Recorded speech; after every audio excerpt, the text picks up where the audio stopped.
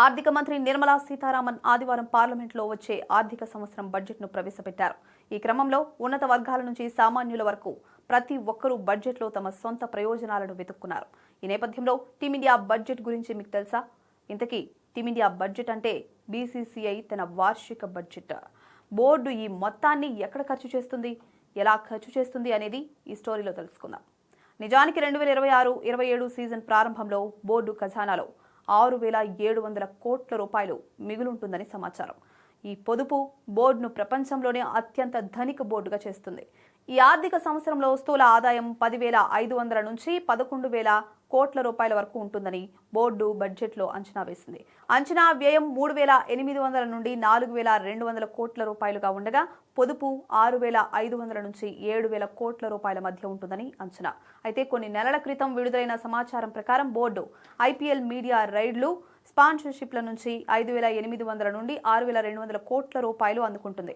అలాగే ఐసీసీ నుంచి వాటాగా 1,800 నుండి 2,000 కోట్ల రూపాయలు అందుతుంది. ద్వైపాక్షిక సిరీస్లు 900 నుండి 100 కోట్ల రూపాయలు, నిల్వల నుంచి వడ్డీ 1,000 నుండి 1,100 కోట్ల రూపాయలు, ఉమెన్స్ ప్రీమియర్ లీగ్ 400 నుండి 450 కోట్ల రూపాయలు అందుకుంటుంది. గత సంవత్సరం బోర్డు మొత్తం 8,963 కోట్ల రూపాయలు ఆర్జించింది. ఆసక్తికరంగా బోర్డు ఖాతాలో దాదాపు 1,500 కోట్ల రూపాయల వడ్డీ మాత్రమే ఉంది. వీటితో పాటు బోర్డుకు ఉన్న అత్యంత ముఖ్యమైన ఖర్చు వార్షిక కాంట్రాక్టులు.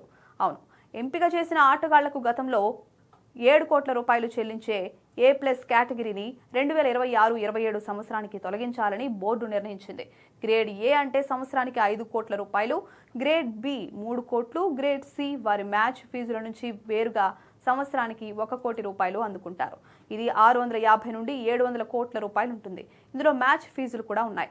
ఆటగాళ్లకు టెస్ట్ మ్యాచ్కు 15 లక్షల రూపాయలు, వన్డే మ్యాచ్కు 6 లక్షల రూపాయలు, T20 మ్యాచ్కు 3 లక్షల రూపాయలు చెల్లిస్తారు. అంతేకాదు 2025-26లో టెస్ట్ మ్యాచ్ ప్రోత్సాహకాల కోసం బోర్డు గత సంవత్సరం జట్టుకు 45 కోట్ల రూపాయలు చెల్లించింది.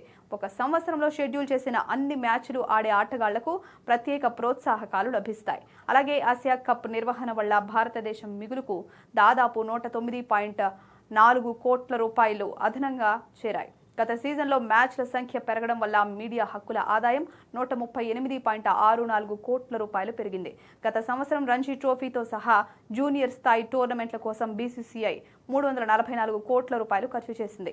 ముఖ్యంగా రంజీ ట్రోఫీకి 1.11 బిలియన్ ఖర్చయింది. దీంతో పాటు ఇండియా ఏ జట్టు జూనియర్ క్రికెట్ డెవలప్మెంట్ ప్రోగ్రాం కోసం సుమారు 42 కోట్ల రూపాయలు ఖర్చు చేసింది. మొత్తంగా గత ఆర్థిక సంవత్సరంలో 129 మిలియన్ ఖర్చు చేశారు. ఇంతలో మహిళల దేశవాళీ క్రికెట్ టోర్నమెంట్లను నిర్వహించడానికి బీసీసీఐ 96 కోట్ల రూపాయలు ఖర్చు చేసింది. 2025-26లో మహిళల ప్రీమియర్ లీగ్ సుమారు 100 కోట్ల రూపాయలు ఖర్చు చేసింది. ఇక ఆకస్మిక రిజర్వ్ కింద ఆకస్మిక ఖర్చుల కోసం 1000 కోట్ల రూపాయల నిధిని కేటాయించారు. బడ్జెట్లో ఆదాయపు పన్ను కోసం 3,320 కోట్ల రూపాయలు, చట్టపరమైన వ్యాజ్యాల ఖర్చు కోసం 160 కోట్ల రూపాయలున్నాయి.